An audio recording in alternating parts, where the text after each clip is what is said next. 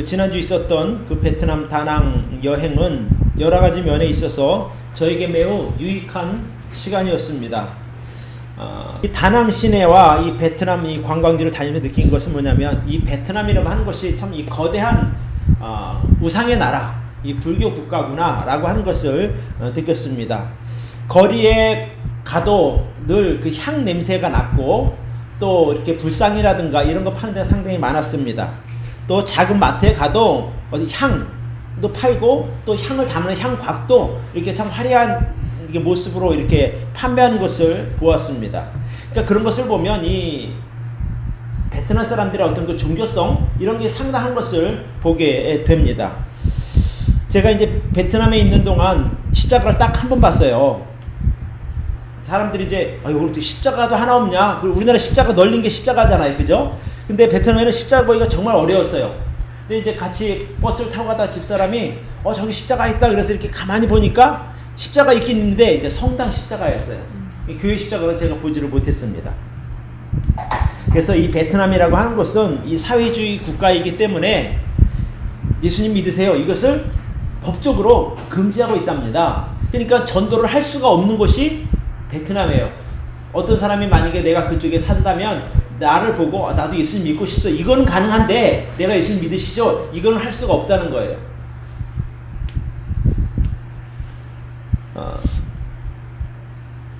이제 그렇기 때문에 기독교인들이 있어도 아주 소수, 몇 사람 많지는 않겠죠. 또 이제 거의 없다고 보시면 됩니다.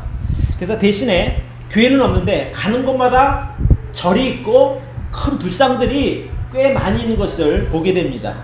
길을 가도 이 불상 가게가 상당히 많았고, 또 이렇게 금은보석상에도 이제 궁금해서 한번 들어가 봤더니 거기도 불상에 관련된 것이 상당히 많이 있었습니다. 그러니까 사람마다 누구나 이제 자기가 믿고 의지하는 종교가 한 가지씩은 있지만, 내가 믿는 아버지 하나님 그리고 나의 주 예수 그리스도가 참 하나님이시고 그분만이 정말 진리라고 하는 것을 제가 그곳에 가서 다시 한번 좀 깨닫고 확인하는 기회가 되었습니다. 그래서 내가 믿는 이 세상의 창조주 되시는 하나님, 그리고 나의 영원한 속죄를 완성하신 그 예수 그리스도가 그 베트남 사람들이 믿고 의지하는 불교나 우상들보다 참 차원이 다른 뛰어난 참신이라고 하는 것을 확실하게 느끼고 돌아왔습니다. 그러니까 별거 아닌 것 같지만 저에게는 아주 새로운 경험이었습니다. 왜냐면 여러분들 교회에서 뵈니까 다 하나님 믿는 사람들이고 주위에 다 이제 다 아는 사람들인데, 그곳의 사람들이 오니까 전 낯설더라고요, 사는 모습들이. 그래서 오늘 우리가 읽은 사도행전 17장을 통해서 바울이 아테네라고 하는 곳에 가서 이제 선교하는 과정들을 살펴보면서 우리가 믿는 하나님, 또 우리의 구원자 되시는 예수 그리스도가 얼마나 귀중한 분인가 하는 것을 같이 이제 공감하는 기회가 되기를 바랍니다. 그래서 오늘 설교 제목도 나의 주 예수 그리스도 이렇게 정해 보았습니다. 자, 첫 번째로 같이 한번 읽어볼까요? 시작. 사람들은 연약한 존재라서 누구나 신적인 존재를 갈망합니다. 여러분, 우리가 아무리 똑똑한 사람이다, 잘난 사람이다 하더라도 자신의 그 연약함을 알고 있습니다. 그래서 누구든지 어떤 그 신적인 존재를 의지하고자 하는 본능이 사람에게 누구나 있습니다. 똑똑한 사람은 뭐 자기 생각대로 잘 살 것 같지? 아니요. 그 사람도 뭔가 마음 한구 속에 자신이 지식이나 능력으로 채울 수 없는 그 무엇이 있기 때문에 신을 갈망할 수밖에 없다는 얘기죠. 그래서 사람들은 불완전한 존재입니다. 똑똑해 보이고 잘나 보여도 자신의 능력을 초월하는 어떤 신적인 존재를 의지하고자 하는 본능이 누구나 다 있다는 말입니다. 오늘 이 사도행전 17장은 사도 바울이 2차 전도 여행 기간 중에 데살로니가에 들리고 베레아라고 하는 곳에 들려서 이제 아덴이라고 하는 곳에 도착을 하게 됩니다. 여러분, 성경 아덴은 요즘으로 말하면 그리스 아테네를 말합니다. 유럽. 잘 아시죠? 이 아테네는 기원전 5세기 이후부터 헬라 제국의 수도였습니다. 그리고 당시 바울의 선교 당시는 이제 로마 제국의 그 식민지로서 이제 있던 도시인데 로마, 그 다음에 알렉산드리아, 아프리카에 있는 알렉산드리아, 그 다음에 그 아테네가 이 로마 제국의 3대 도시 중에 하나로 꼽힐 만큼 아주 큰 도시였습니다. 특별히 이 아테네는 철학, 그리고 문학, 그리고 예술이 발달했는데 이 헬라 시대부터 뛰어난 그 수사학으로 이렇게 아주 명성을 떨친 곳이 바로 아테네입니다. 그러니까 세계 가장 유명한 철학자들이 모여 있는 곳 이러면 아테네로 보시면 됩니다.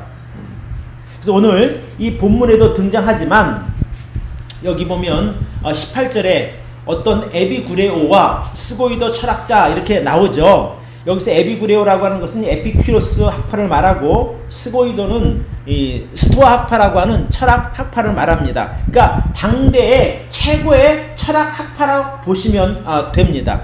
그러니까 인문학의 최고봉이라고 할 수 있는 그 철학이 아주 그 매우 발달한 도시가 아테네입니다. 아테네. 그래서 아테네 시내에서는 늘 당시 최고의 그 학자들이 모여서 서로 토론하고 인생을 논하는 그런 지식이 매우 발달한 도시였습니다. 그런데 이 철학과 학문이 매우 발달한 아테네였지만은 참 아이러니한 것은 그렇게 똑똑한 사람들이 많이 있는 그곳이지만 그 아테네에 온 성 안에 우상이 가득했다고 성경은 기록하고 있습니다. 16절에 보니까 바울이 아덴에서 저희를 기다리다가 온 성에 우상이 가득한 것을 보고 마음에 분하여 이렇게 성경 기록하고 있습니다. 여러분 이 아테네라고 하는 이 이름도 아테나 여신이라고 하는 이름에서 따온 도시 이름입니다. 그래서 어떤 분은 이제 그런 얘기를 해요. 당시 그 아테네에 우상의 총수가 무려 3만간에 되었다 그래요. 3만 개.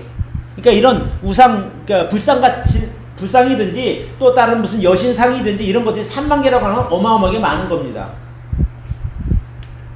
그러니까 이것을 그러니까 우상이 이렇게 많아? 그 철학자가 있는데 그런 것이 뭐가 그렇게 많지? 이것을 요즘으로 이제 생각하면 이제 그런 거예요. 예를 들어서 우리나라의 최고의 지성으로 불리는 한 대학 교수가 있는데 그 사람 집에 가니까 부적이 붙어 있고, 불상이 놓여 있고, 또 막 이런 것들이 많이 있다고 생각하고 있어요. 그러면 어울리지가 않는 것처럼 아덴이라고 하는 도시가 바로 그렇다는 거예요.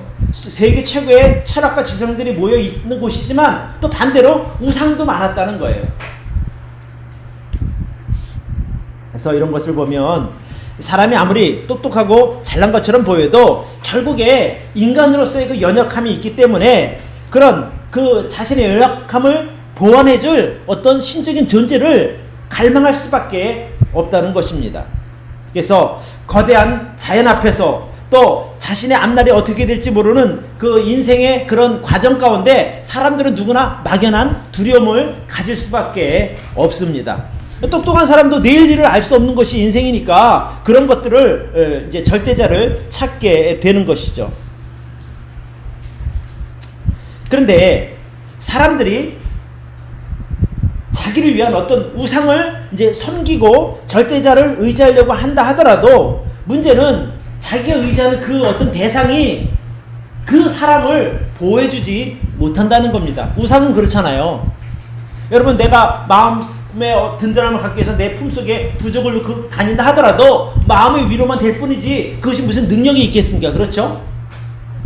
네. 내가 집에 어떤 불상을 모셔놓는다 하더라도 그냥 마음의 위로는 될 뿐이지 그것이 나를 어떻게 내 인생을 바꿔줄 수 없는 것이라 이 말씀입니다.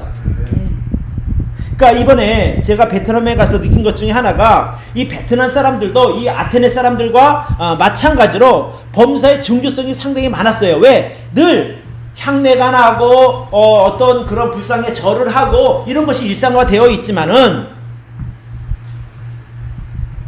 그것들이 그 사람들의 인생을 바꿔주거나 도움이 전혀 되지 않는다는 것입니다. 이거 하나만 좀 보여주실래요? 그 불상을 제가 다낭 시내에서 이제 그 조금만 높은 곳에 올라가면 멀리 그 바다 저편에 이제 불상이 보여요. 근데 어마어마하게 큰 불상입니다.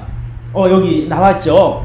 이게 이제 세운 목적이 그렇다는 거예요. 워낙 그 베트남이 태평양을 이제 직접 맞닿아 있는 지역이기 때문에 해마다 태풍 때문에 살 수가 없다는 거예요. 그래서 그 베트남에 있는 사람들이 이제 모여서 이제 생각을 한 끝에 불상을 세우면 부처의 힘으로 말미암아 이제 그 태풍을 좀 피해를 좀 줄일 수 있겠다라고 이제 생각을 해서 큰 불상 3개를 세웠다는 거예요. 그 중에 하나가 바로 이 불상입니다. 근데 또 어쨌거나 실제로 그렇게 하고 나서부터 피해가 많이 줄었다고 해요. 자, 그런데 이 불상의 높이가 이제 그 해수 관음상이라고 말하는데 이 장장 67m입니다. 여러분 67m를 멀리서 보면 이렇게 작게 보이지만 가까이서 이렇게 보면요 허리가 아플 정도예요. 목이 아플 정도에 이렇게 올려다 본다니까요. 그래서 이렇게 올려다 보니까 그 관음상과 저하고 눈이 딱 마주쳤어요.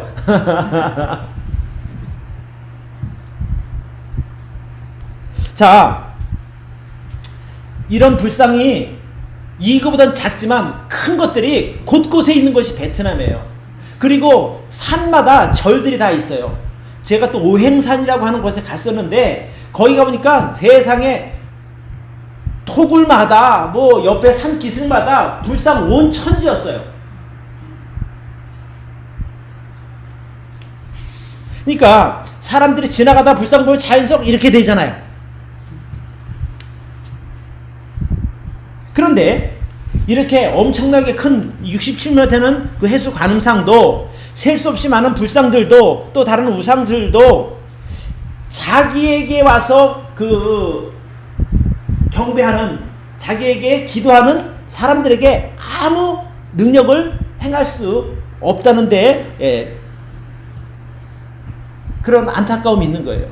가서 빌기는 하는데 그것이 무슨 의미가 있냐는 거예요. 이번 베트남 여행할 때 이제 그 베트남 여인이 이제 한국에도 왔었다 그래요. 한 6년 동안 살다가 이제 베트남으로 가서 이제 여행 가이드를 하는데 상당히 똘똘하고 아주 말도 잘하고 지혜롭습니다. 근데 이제 버스에서 안내할 때는 이제 우리가 목사님인 걸 아니까 오늘 날씨가 좋도록 기도하세요 막 이런 얘기를 하는 거예요. 그래서 우리 저 사람도 좀 하나님을 좀 인정하나 믿나 좀 이런 생각이 있었는데 이제 같이 가이드를 해서 그 오행산이라고 하는 그 깊은 동굴 안에 들어갔어요. 꼬불꼬불 들어가니까 그 안에 엄청나게 넓은 공간이 있고 불상이 수없이 많더라고요. 근데 내려갔다 올라오면서 보니까 그 사람이 이제 핸드폰을 쥐고 불상에게 이렇게 절을 하는 거예요. 이렇게 뭐 기도를 하더라고. 근데 그때 내 마음속에 무슨 생각이 드는 거 아니? 저 불상들이 이 여자를 알아볼까? 이 생각을 했어요. 그렇잖아요. 예를 들면 우리는 하나님 앞에 기도한다든지 우리가 하나님 앞에서 예배 드리면 하나님께서 우리를 개인이 다 아시잖아요. 전 그렇게 믿어요. 네. 내가 어떠한 사람인지 내게 어떠한 무슨 필요가 있는지 내 인생에 아까 우리가 그 믿음의 고백할 때 내 인생에 하나님의 선하신 계획 가운데 있다고 말할 때는 하나님께서 우리를 나 자신을 또 여러분을 아주 정확하게 잘 아신다고 하는 전제가 깔린 고백이지 않습니까? 그렇죠? 그런데 그 불상이 과연 그 앞에 와서 수없이 머리를 조아리는 사람들을 알아보긴 하겠냐는 거예요. 못 알아보죠, 당연히. 그 생각이 더 하시니라고 많이 생각이셨네. 네. 그래서 참 거기 어느 불상 중에 하나라도 그 여인을 좀 귀하게 여기고 또 불쌍히 여기서 그 여인의 손을 들어줄 수만 있으면 얼마나 좋았겠어요. 그러나 그렇지 않았다는데 참 씁쓸함이 있더라고요. 그래서 제가 느낀 게 참 우상들은 우리가 아무리 절을 하고 가서 빌어도 아무런 대꾸 하나 못하지 않습니까? 그죠? 성경에 보면 뭐라고 얘기하고 있는 거 아니? 시편에 이 말씀이 있어요. 같이 한번 읽읍시다. 시작. 저희 우상은 은과 금이요 사람의 수공물이라 입이 있어도 말하지 못하며 눈이 있어도 보지 못하며 귀가 있어도 듣지 못하고 코가 있어도 맡지 못하며 손이 있어도 만지지 못하며 발이 있어도 걷지 못하며 또 목구멍으로 소리도 못하느니라. 우상을 만드는 자와 그것을 의지하는 자가 다 그와 같으리로다. 참 여러분 잘 생각해 보세요. 내가 그 의지하는 그 우상이 눈은 있어. 근데 보지 못해요. 귀는 있는데 듣지 못한다는 거예요. 또 다리가 있는데 걷지를 못해요. 입은 있는데 말하지 못하는 거예요. 그러니까 그냥 돌멩이일 뿐이지 무슨 능력이 있느냐는 거예요. 그죠? 여러분, 사람들이 왜 자꾸 불상을 크게 만드느냐는 거예요. 왜 자꾸 큰 불상을 만들어요? 뭔가 큰 불상에게는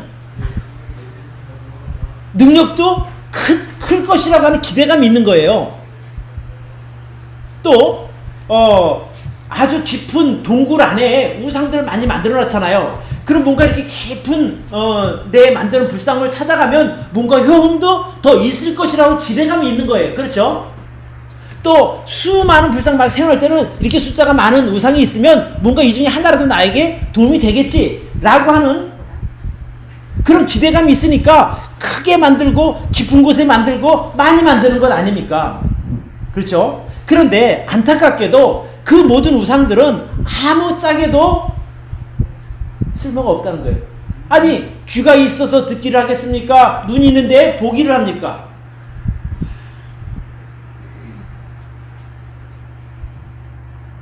그러니까 사람들이 더 크게, 더 많이, 더 깊은 곳에 오묘하게 만들어 놔봐야 아무짝에도 쓸데가 없는 것이 바로 우상입니다.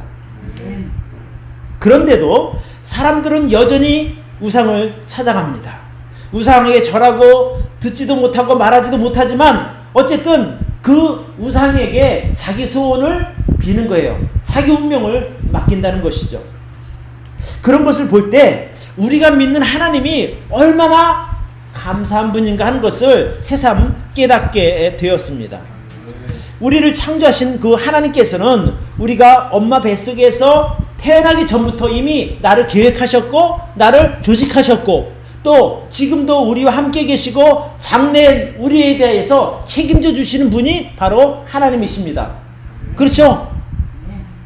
그렇잖아요. 우상은 아무런 내 인생에 능력을 주지 못해도 영향을 끼치지 못해도 우리가 믿는 하나님은 우리와 함께 하시면서 우리를 선한 길로 인도하시는 것이에요.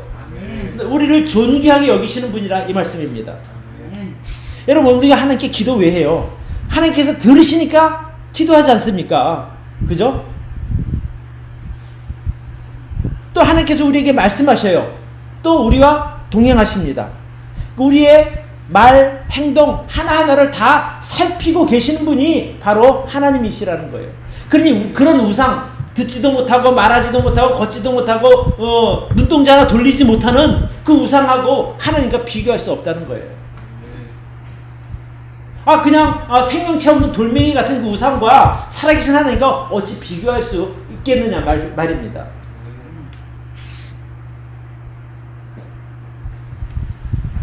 그러니까 좀 이런 능력 있는 살아계신 하나님을 믿는 것이 온전한 신앙이지, 말하지도 못하고 듣지도 못하는 그 돌멩이 우상들에게 절하는 것이 얼마나 어리석은 일인가를 다시 한번 깨달았습니다. 그러다 보니까 정말 감사하다. 내가 하나님 안 믿으면 어떻게 돼? 저 사람들처럼 살 것 아닌가라는 그런 생각을 해보게 된 것이죠. 자, 두 번째 같이 한번 읽어볼까요? 시작. 세상 모든 사람들에게는 우상이 아닌 참 하나님이 필요합니다. 자, 이 사도 바울이 이제 그 아테네 성에 우상이 가득한 것을 보고 그 아테네 성 사람들에게 구원자 예수 그리스도를 소개하게 됩니다. 그러니까 이 아테네 사람들은 원래 그 새로운 것에 대한 호기심이 많은 사람들이에요. 오늘 우리가 읽은 성경에 보면, 자, 우리 18절을 보시기 바랍니다. 어떤 에비구레오와 스토이고 철학자들도 바울과 쟁론할세 혹은 이르되 이 말장이가 무슨 말을 하고자 하느냐 하고 혹은 이르되 이방신들을 전하는 사람인가 보다 하니 이는 바울이 예수와 또 몸의 부활 전함을 이남이 이르라. 붙들어 가지고 아레오바고로 가며 말하기를 우리가 너의 말하는 이 새 교가 무엇인지 알 수 있겠느냐? 네가 무슨 이상한 것을 우리에게 들려주니 그 무슨 뜻인지 알고자 하노라 하니 모든 아덴 사람과 거기서 나그네 된 외국인들이 가장 새로 되는 것을 말하고 듣는 것 이외에는 달리 시간을 쓰지 않음이더라 이렇게 말합니다. 그러니까 이 사람들은 뭔가 이 새로운 것이 딱 보이게 되면 관심을 표현했어요. 여기 이렇게 표현하고 있거든요. 모든 아덴 사람과 거기서 나그네 된 외국인들이 가장 새로 되는 것을 말하고 듣는 이외에는 달리 시간을 쓰지 않음이로라. 그러니까 뭔가 새로운 것이 나타나면 거기 집중하고 거기에 그 문제에 아주 집착한다 이 말씀입니다.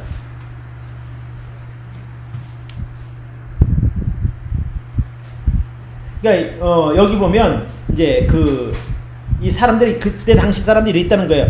뭔가 누군가에게 의해서 새롭고 신비한 신이 이제 전파가 되지 않습니까? 그럼 그들은 그 이야기를 듣고 우상을 하나 만든다는 거예요. 그러니까 계속해서 그러다 보니까 온 성에 우상이 가득하게 된 거죠. 여신 이야기 들으면 여신상 만들고 또 무슨 이상한 신 이야기 들으면 그 우상 또 만들고 그렇게 만들어 가다 보니 온 성에 우상이 가득했다는 거예요. 근데 문제는 그 아덴 성에 그렇게 많은 우상들이 있었지만 결국에 그 사람들이 참 하나님을 알지 못하는 거예요. 자, 여기 보시면 22절과 23절을 보시기 바랍니다.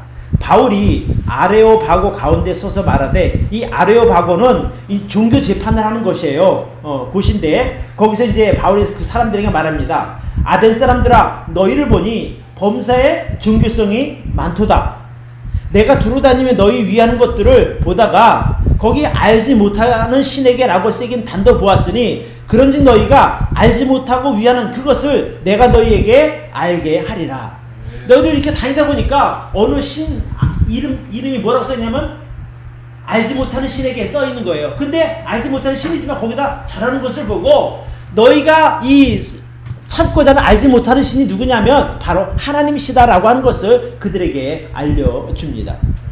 자, 24절부터 봅니다. 우주와 그 가운데 있는 만유를 지으신 신께서 천지의 주제신이 손으로 지은 전에 계시지 아니하시고 또 무엇이 부족한 것처럼 사람의 손으로 섬김을 받으시는 것이 아니니 이는 만민에게 생명과 호흡과 만물을 친히 주시는 자이심이라. 인류의 모든 족속을 한 혈통으로 만드사 온 땅에 거하게 하시고 저희의 연대를 정하시며 거주의 경계를 하셨으니 이는 사람으로 하나님을 혹 더듬어 찾아 발견케 하려 하심이로되 그는 우리 각 사람에게 멀리 떠나 계시지 아니하도다. 우리가 그를 힘입어 살며 기동하며 있느니라. 너희 시인 중에도 어떤 사람들의 말과 같이 우리가 그의 소생이라 하니 이와 같이 신의 소생이 되었은즉 신을 금이나 은이나 돌에나 사람의 기술과 고안으로 새긴 것들과 같이 여길 것이 아니니라 이렇게 말합니다. 그러니까 너희가 알지 못하고 섬기는 그 신이 지금 내가 말한 그 하나님이시다, 여호와 하나님이시다라고 하는 것을 설명해 주는 겁니다. 바울이.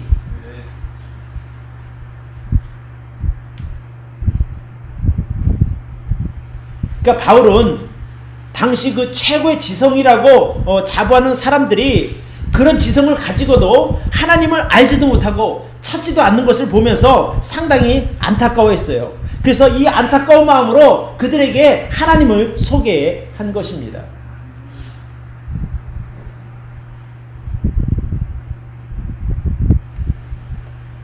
그러니까 이번에 제가 이제 베트남 가서 느낀 게 이런 거예요. 정말 이들이 정말 열심히 어떤 신을 믿고 있는데, 그러니까 실제 불교 인구가 한 11점 몇 %밖에 안 된대요. 그럼 나머지는 뭐냐면 다 우상 섬기는 사람들이에요. 뭐 산에 가면 산신이 있고 바다 가면 바다신이 있고 이제 이런 거 우리로 말하면 이제 그런 왜 무속인과 같은 그런 신앙을 갖고 사는 사람들인데, 그렇게 많은 열심히 있는 종교심이 있어도 결국에 참 하나님을 만나지 못했다는데 안타까움이 있는 것입니다. 그러니까 그들은 어떤 그 신을 통해서 정말 자기들의 행복한 인생을 살고 싶은 소원을 빌고 있어요. 그런데 그 우상 때문에 진짜 만나야 할 하나님을 만나지 못하는 거예요.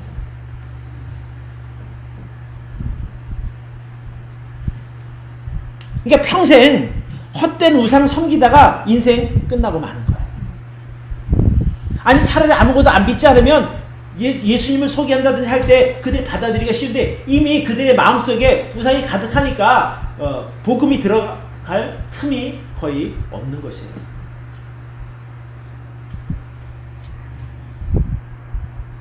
그래서 그래도 참 우리가 감사하고 다행인 것은 뭐냐면 우리는 바른 복음 듣게 되었고 또 그 복음을 통해서 하나님의 자녀로 거듭난 사람들입니다. 그죠? 만약에 우리가 그 사람들처럼 바른 복음을 듣지 못했다면 우리는 아직도 방황하며 살고 있는 거예요. 혹시 이게 진짜일까? 이거 가서 믿어도 보고 또 저기 가서 저게 진짜일까? 적어도 믿어보는 그런 삶을 여전히 살고 있을 것이라 이 말씀이에요.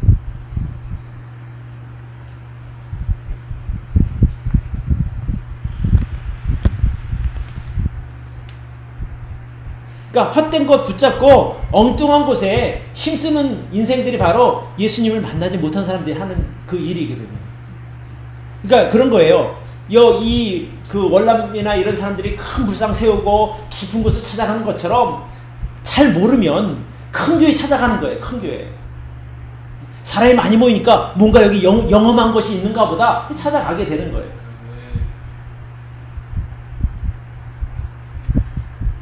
큰 소리로 기도해야 하나님께서 얼른 빨리 알아들으시고 빨리 응답해 줄 것으로 믿는 거예요. 그 오행산이라고 하는 곳에 가니까 거기 이제 큰 대웅전이 있더라고요. 근데 가자마자 막 희한한 소리 들은 거예요. 그 불경을 외는데 막 그러니까 스피커를 해놓고 안에서 이제 하는가 봐요. 밖에서 들으는데 워낙 많이 막 주문을 외니까 소리가 개구리 울음소리 있죠. 여러분 여름에 개구리 개굴개굴 막 하잖아요. 꼭 그 소리처럼 들리는 거예요. 아 진짜로 그렇게밖에 표현이 안 돼요. 무슨 말인지 모르는데 그냥 개굴개굴 이러는 거예요. 귀가 아파서 들을 수가 없어요. 왜? 남보다 더 크게 자꾸 외치느냐 말이에요. 그래야 그 우상이 들을까 싶어서 그렇게 되는 것이잖아요. 마찬가지로 우리가 하나님 잘못 믿으면 어떤 생각이 되는 거 아니? 주여 삼창하는 거예요. 하나님이 주무실까봐 쫙 깨운 다음에 기도하려고 주여 삼창하고 방언 기도하고 막 그렇게 하는 이유가 바로 혹시나 하나님 내 기도 들어주실까 그런 믿음으로 하는 잘못된 믿음이란 말이에요.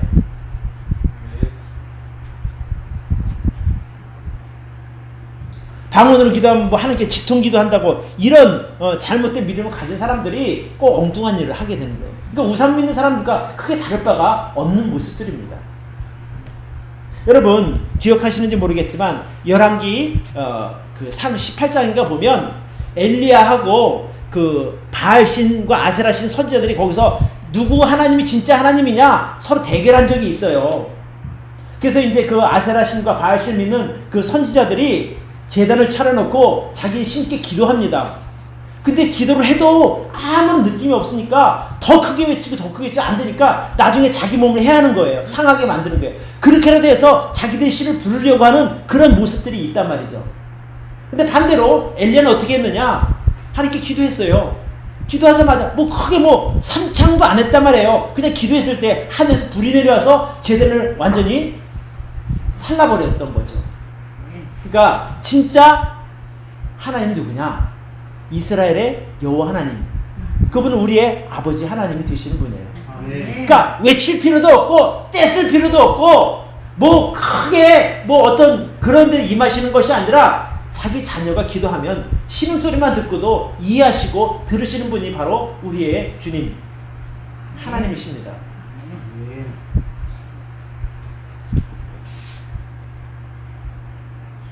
그러니까 이게 보면 원래 바른 믿음이 아닌 것일수록 요란한 거예요.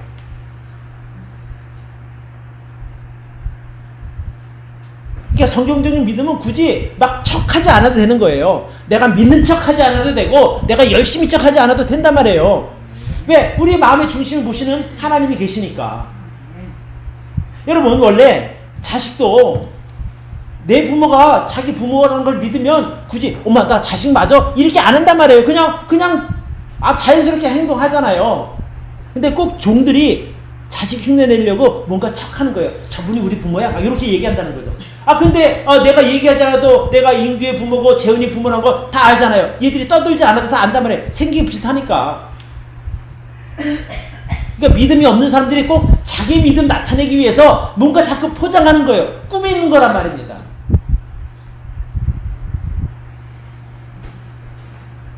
그래서 이 성경적인 믿음은 그냥 성경대로 믿고 말씀에 순종해서 따라가는 그것이 바로 바른 믿음인 것입니다.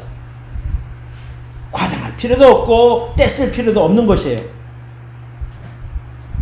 제가 이번 베트남 여행에서 가장 얻은 소득이라면, 물론 새로운 것도 많이 보았지만, 야, 정말 내가 하나님 믿고 정말 그런 하나님의 자녀로 거듭났다는 것이 얼마나 귀중한 일이고 가치 있는 일인가를 제가 깨닫고 왔다니까요. 하나님 모르는 사람들의 삶이 뻔한 거예요. 뻔한 거예요. 나도 예수님 만나지 못했으면 그들처럼 살 수밖에 없는 것 아니겠습니까? 내가 베트남에 태어나지 않은 것이 감사했고, 내가 이 땅에 태어났지만 구원받았다는 것이 정말 감사했다니까요.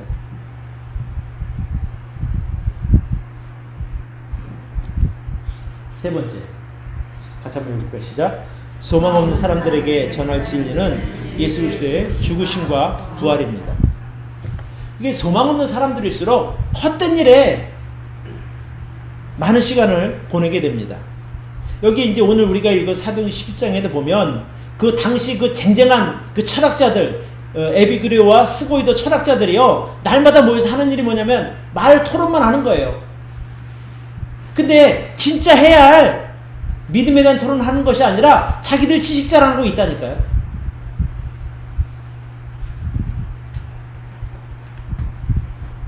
그들에게 이제 바울이 가서 예수 그리스도의 그 복음 그리고 몸의 부활에 대해서 전하니까 사람들이 관심을 보이는 거예요. 그게 뭐야?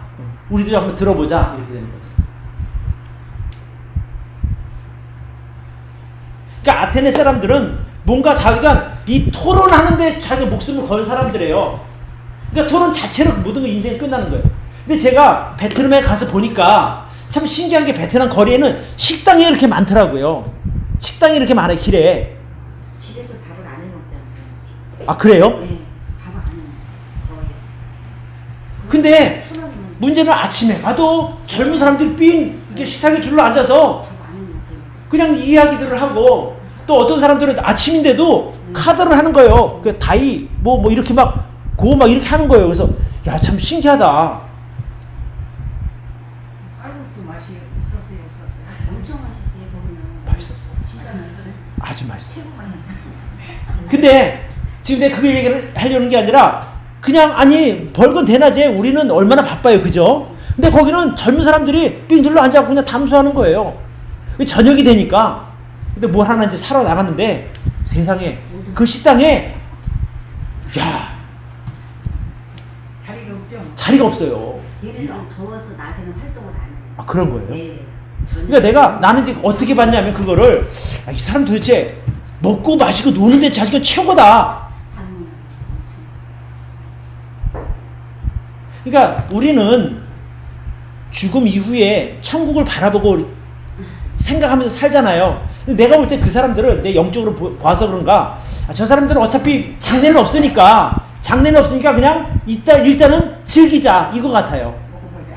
네, 먹고 살자. 아니 돈도 별로 없는 것 같은데 그 가서 이렇게 먹는 것을 지나가면서 이렇게 봤어요. 그랬더니 고기에 술에 뭐, 야, 잘 채워놓고 먹더라고요. 엄청 싸지. 아, 싼가요? 싸서 그런가요? 엄청 싸.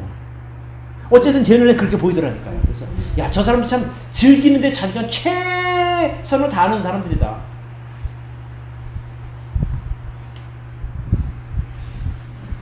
물론 제가 3일 동안 갔다 와서 배드 이랬다 말 안 듣는 건 어찌 좀 약간 억지 같은 모습이 있지만 제가 느낀 분위기가 그런 거예요. 아, 저 사람들 자기가 즐기는 거 하나는 인생을 즐기는데 최고다라는 그 생각이 드는 거예요.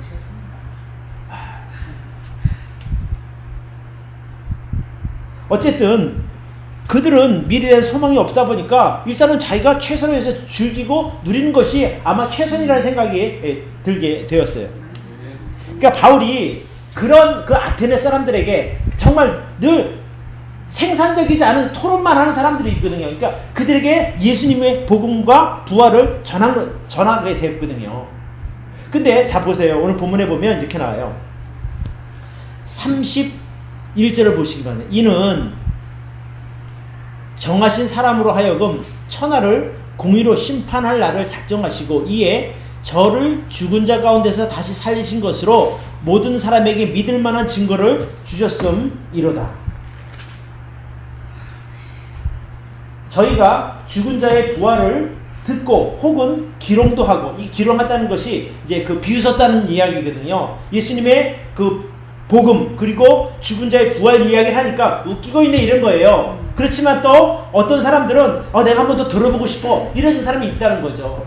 그래서 바울이 그들에게 예수 그리스도의 죽으심과 부활을 전했을 때 어떤 사람들은 비웃었지만 그래도 몇몇 사람은 구원받은 것을 우리가 볼 수 있습니다. 자, 33절과 34절입니다. 이에 바울이 저희 가운데서 떠나매 몇 사람이 그를 친하여 믿으니 그중 아레오바고 관원 디오누시오와 다말이라 하는 여자와 또 다른 사람들도 있었더라. 도대체 들을 것 같지 않은 그 사람들 중에서도 몇 사람은 예수 그리스도를 만나고 하나님의 자녀로 거듭난 것을 우리는 볼 수 있습니다. 그러니까 그 예수님이 필요한 사람들은 당시 사도 바울이 전도할 당시 아테네도 있었던 그 사람들이 예수님이 필요했어요. 마찬가지로 지금도 그 베트남의 많은 사람들이 예수님이 필요한 사람들이라 이 말씀입니다. 또 마찬가지로 지금 이 관악구 이 지역에도요 예수님이 필요한 사람들이 많이 있는 거예요. 아직 예수님 만나지 못한 사람들이 예수님이 필요한 사람들 아닙니까? 그렇죠?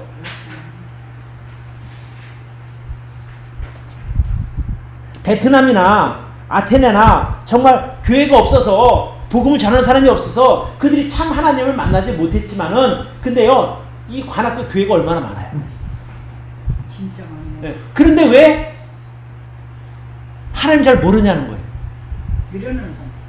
아니요 그게 아니라 여러분 그런 말이 들어보셨어요? 가뭄 때에도 먹을 물이 없지만 홍수가 나도요 마실 물이 없다는 거예요. 홍수나면 탕탕거리니 마실 물이 오히려 더 귀하다는 이 말이거든요. 그러니까 교회가 많아도 바른 복음을 전하는 교회가 많지 않은 거예요. 보세요. 저기 봉천동에 가면 그 하나님의 이단이 엄청나게 크죠. 여기 신천지가 막 판을 친단 말입니다. 그 다음에 바른 복음 전하지 않는 교회가 태반이란 말입니다. 그러니까 교회는 많아요. 십자가는 많은데 실제로 들을 만한 복음이 없는 거예요. 그래서 나는 우리 향기나무 성서 침례교회가 바른 복음을 전하는 교회라고 믿어요. 또 우리가 바른 복음을 전하고 있고 그렇죠? 그래서 정말 이 세속에 물들지 않는 바른 복음을 전하는 일에 여러분과 제가 귀하게 쓰임받기를 바랍니다. 주보에도 나와 있지만 어제부터요 우리가 그 부침개 전도를 시작을 했어요. 우리라고 하니까 좀 그렇지만 우리 교회에서 누가 우리 전도사님 부부하고 김영구 형제님 세 사람이 부침개 전도를 시작했어요. 저는 그거 하고 싶은 마음도 있었는데 힘이 딸려서 내가 할 수 없는데 그 세 분이 그냥 수락 하겠습니다 하더니 바로 시작하더라고요. 그래서 야, 이 앞거리는 사람도 별로 안 다니는데 저 뒷골목 가서 해야 되는데 어떻게 하는데 전도사님 부부가 요 앞에 딱 그 주차장에 상을 딱 차려놨어요. 근데 보니까 지나가는 사람들이 많이 들리는 거예요. 우리 형구 형제 나가서 막 그 사람들 데리고 오죠. 전도사님 나가서 사람들 데려오죠. 진짜 잘하시더라고요. 사모님은 계속 붙이고 있고. 더운데도 잘 드시고. 네. 그러니까 저는 어쩌면 이 부침개 사역이 작은 이제 출발을 한 것이잖아요. 그죠? 그렇지만 우리 교회 주위에 있는 사람들에게 바른 복음을 들을 수 있는 기회를 제공한 아주 중요한 사회라고 저는 믿는 거예요. 여러분 제가 참 감사한 거 지난번에 박정성 선교사님 오셨을 때 그 우리 성도님들이 정말 많이 격려해 주셨거든요. 그러니까 해외에 이렇게 선교사 나가는 분들 얼마나 귀해요. 그렇죠? 근데 마찬가지로 국내 선교하는 우리 선교사들이거든요. 그잖아요. 복음 전하니까 선교사들이잖아요. 이분들에게도 격려가 필요한 거예요. 수고한다 하고 오셔서 격려 좀 하시고. 언제 하는 거 아니? 토요일 한 1시부터 3시 정도 하는 거죠. 한 2시간. 좀 시원한 거라도 사들고 가서 수고한다고 좀 이렇게 좀 격려도 하시는 거예요. 일주일에 3번 좋아하는 거. 한 번만 해 지금 우리는. 그래요. 더운데 수고한다고 냉면도 좀 사주시고 말이죠. 좀 격려해야 되지 않을까요? 그러니까 해외 나라 선교는 선교가 중요하지만 국내 선교도 정말 중요한 거거든요. 왜냐면 밖으로만 하면 여호와는 비잖아요. 그래서 우리 지금 이제 세 분이 아주 탁월하게 이제 그 일을 하고 있는데 이 사역을 통해서 이 미성동에 있는 잃어버린 영혼들에게 정말 그 복음의 단비가 되는 아주 귀한 사역이라고 저는 믿습니다. 계속해서 멈추지 않도록 여러분이 격려해 주시고 또 기도해 주시기를 바랍니다. 네, 이제 오늘 이야기를 이제 마무리를 합니다.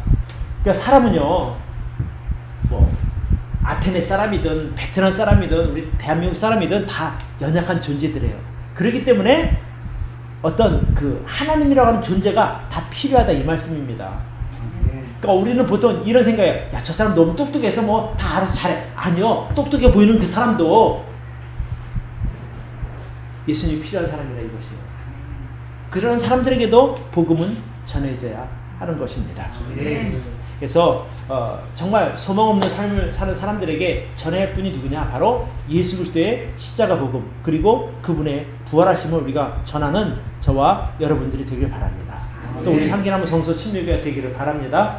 네, 그래서 제가 이번에 이제 그 베트남 여행을 마치고 돌아오면서 정말 감사하다. 내가 정말 내가 믿는 예수 그리스도 이분이 정말 내 인생을 바꿔놓았고 내 인생에 없어서는 안 되는 정말 귀중한 분인데 그분을 만난 것이 너무너무 감사하다. 아마 여러분도 이제 그 예수님 만나시지 않았습니까? 그렇죠? 그래서 아직 만나지 못한 예수 그리스도를 모르는 사람들에게 우리가 복음을 전하는 저와 여러분들이 되기를 바랍니다. 기도하겠습니다.